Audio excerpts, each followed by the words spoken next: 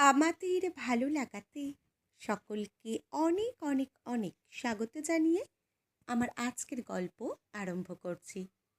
আজকের গল্প পরকীয়া। গল্পটি তাহলে শুরু করি। আজ অফিসে ঢুকতেই রিসেপশনের দাদা বলল, আপনার পার্সেল আছে। হাঁপাতে হাঁপাতে হাত বাড়াতেই দেখলাম একটা ছোট্ট বাক্স। নিয়ে নিজের জায়গায় আসতেই আমার মাথায় আসলো, এটা কিসের পার্সেল? আমি তো কিছু অর্ডার করিনি। তাড়াহুড়োতে এটা মাথাতে আসেনি তখন। দুদণ্ড জিরিয়ে বাক্সটা দেখতেই ওপরে নাম লেখা, মলি চক্রবর্তী। গিফট দেখে যেমন মন ভালো হয়ে যায়, ঠিক ততটাই খারাপ হয়ে যায় যখন ধরা পড়ে এটা অন্য কারোর। একটু বেশি বোধ হয় রাগ হলো। ফোন করে রিসেপশনে গৌতম দাকে বললাম, এটা কার পার্সেল? গৌতম দা বলল, কেন আপনার? আমি বললাম, বাক্সের ওপরে যে মলি লেখা, আপনি আমায় দিয়ে দিলেন। গৌতম দা স্বভাব মতো হেসে বললেন, আপনার আর শ্রেষ্ঠা ম্যাডামের তো বেশি আসে, তাই আর দেখিনি। সামনেই তো বসে আছে, দিয়ে দিন না।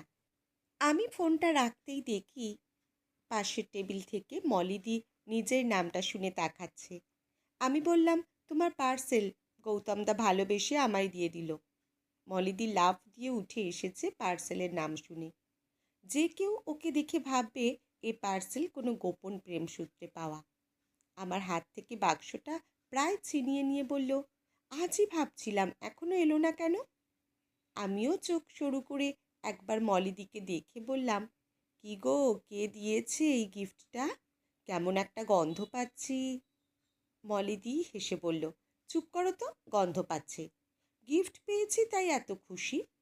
আমি বললাম, সে তো বুঝতেই পারছি, গিফট পেলেই সবাই খুশি হয়, কিন্তু গিফটটা দিল কে? দাদা তো না। দাদা নিশ্চয়ই অফিসের ঠিকানায় গিফট দেবে না। মলিদি বলল, গিফট? কে, তোর দাদা?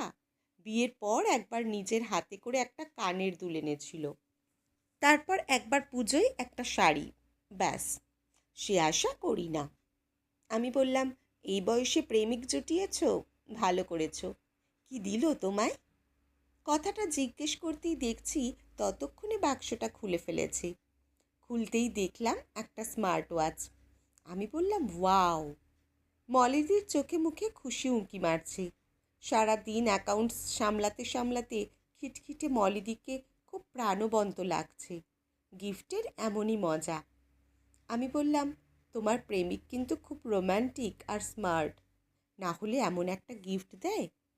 তা কি উপলক্ষে দিল শুনি? মলিদি ফিসফিস করে বলল, জন্মদিন রে। আমি বললাম, সে তো ডিসেম্বরে, বেশ দেরি আছে। মলিদি হেসে বলল, গিফট যখন দিতে হবে আগে ভাগেই দিয়ে দিল। দেখ, বেল্টের রঙটা কি সুন্দর না? আমিও খুব অবাক হয়ে দেখছি মলিদিকে। সত্যি কি পরকীয়ায় জড়ালো? কি খুশি আর সুন্দর লাগছে মলিদিকে। কি বলবে, একটু পরে সবার ওপর চিৎকার করতে থাকবে। আমি বললাম, খুব সুন্দর রঙটা বেল্টের, তেমন সুন্দর মানিয়েছে তোমার ফর্সা হাতে। মলিদি হেসে ফেলল, খুব খুশি, কিন্তু আমি কিছুতেই হিসাব মেলাতে পারছি না। সত্যি ঘরের বাইরে কিছু একটা করছে মলিদি? বলেই নিজেকে ধমকালাম, করেছে তো কি হয়েছে? এমনিতে তো মলিদি বলে দাদা নাকি খুব উদাসীন, নিজের জগতে থাকে, নিজের খাওয়া ঘুম কাজের বাইরে বাড়ির আর কোনো খবর ওনার অজানা। এমনকি মেয়েটার পড়াশোনা যাবতীয় দায়িত্ব এই মলিদির উপরেই। দাদা খালি টাকা দিয়েই খালাস। নিজের মনে একটা ব্যাখ্যা দিলাম ঠিকই, কিন্তু ঠিক মন থেকে সায় পাচ্ছি না। বিয়ের একটা সময় পর স্বামী স্ত্রীর সম্পর্কতে খানিক শিথিলতা আসে, তাই বলে। পুরোটা ভাবার আগেই মলিদি বলল, আজ দিনটা ভালো কাটবে বুঝলি, যাই মন দিয়ে কাজগুলো সারি। মলিদি আমার টেবিল থেকে নিজের টেবিলে যেন উড়ে উড়ে যাচ্ছে। আমি বললাম, কোথায় থাকে তোমার এই সে? মলিদি পিছন ঘুরে বলল, আমার মনে। আমি রেগে বললাম, সে তো জানি মনে, বাড়িটা কোথায়? মলিদি বলল, কেন, আমার বাড়িতেই থাকে, আমার সাথে, আমার প্রাণে, আমার মনে, আমার শরীরে। আমি এবার হেসে বললাম, তাই বলো, দাদা দিয়েছে। মলিদি মুখটা ভেঙচে বলল, চুপ কর, দাদা দিয়েছে। দাদা জানে মার্কেটে স্মার্ট ওয়াচ এসেছে। মলিদির কথায় আমি হাসলাম ঠিকই, কিন্তু কেমন একটা লাগছে। যদিও মন খুশি থাকলে কিছুই খারাপ লাগে না, মনটাই আসল। তাও কেমন একটা লাগছে। একটা পরিবারের ভাঙনের শুরু দেখতে পেলাম মনে হচ্ছে। আমি কম্পিউটারের দিকে তাকাতেই দেখলাম ফিরে এলো মলিদি। বলল, বাক্সটা ফেলে গেছি। তাকিয়ে দেখলাম আমার টেবিলেই রাখা আছে সেই বাক্সটা। জল করছে, মলি চক্রবর্তী। সাধারণত নাম থাকে না লেখা, কিন্তু যত্ন করে ভালোবেসে দিলে থাকে, সব কিছু লেখা থাকে। আমি মলিদির হাতটা ধরে বললাম, সত্যি বয়ফ্রেন্ড দিয়েছে? মলিদি আমার মুখটা দেখে একটু থেমে বলল, তো দিয়েছে তো। বয়ফ্রেন্ড যে আমার শরীরে থাকে, মনে থাকে। যেদিন থেকে ওকে চিনতে পারলাম সেদিন থেকে এইসব শৌখিন উপহারগুলো পাচ্ছি। তারপর হাতের মোবাইলটা দেখিয়ে বলল, মনে আছে তোদের দেখালাম আগেরবার জন্মদিনে মোবাইল দিয়েছিল? আমি বললাম, সে তো বললে তুমি কিনেছ। মলিদি বলল, আমিই তো আমার বয়ফ্রেন্ড, আমার গার্লফ্রেন্ড, সব। কি জানিস তো, নিজেই নিজের জন্য না ভাবলে কেউ ভাববে না, কেউ ভালোবাসবে না, কেউ ফিরেও তাকাবে না। অথচ সারা দিন সবার জন্য ভেবে করে শেষে মনে হবে কি পেলি। আর এই ভাবনাটা যেই মনে উঁকি দেবে, সেটা বাড়তে বাড়তে সংসার পুরো শেষ। নিজেও বিগড়াবি, সংসারও বিগড়াবি।